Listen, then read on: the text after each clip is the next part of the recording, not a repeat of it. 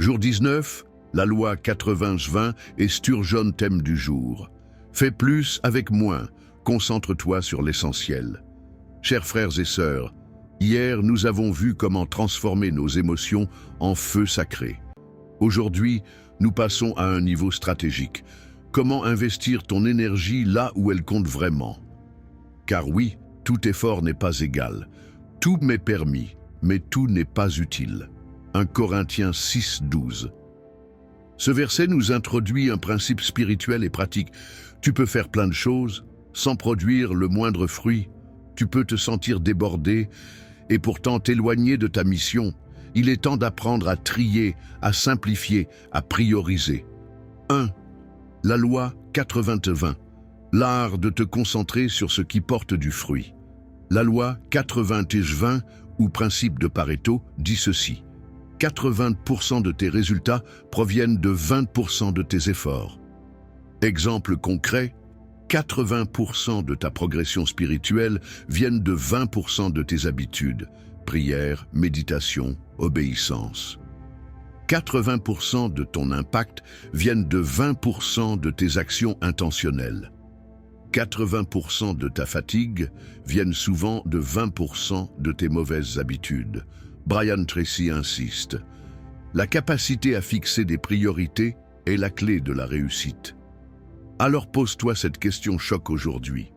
Quels sont les 20% de choses que je fais chaque jour qui changent vraiment ma vie? 2. La loi de Sturgeon.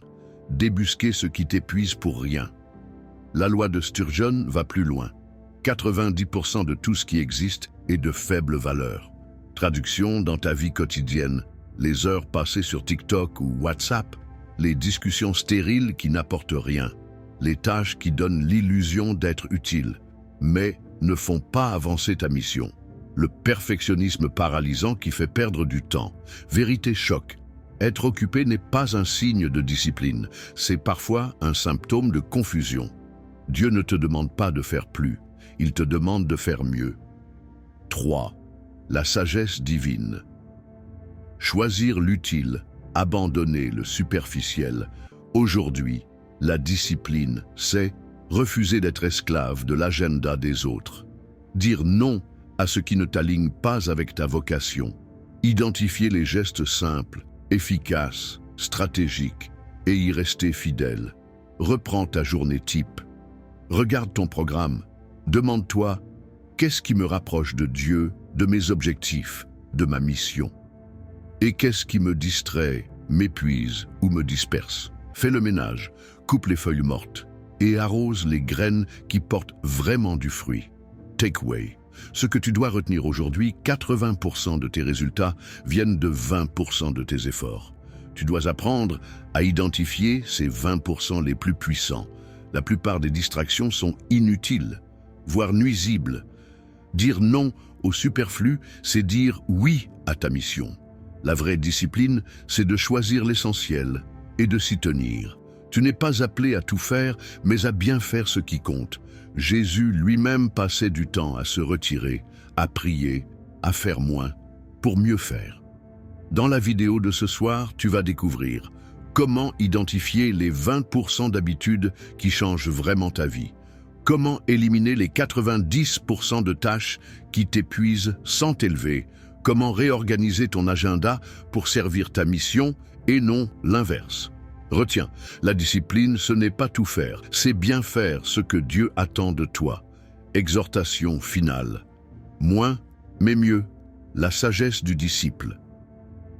Aujourd'hui, choisis d'entrer dans la sagesse divine de l'utile.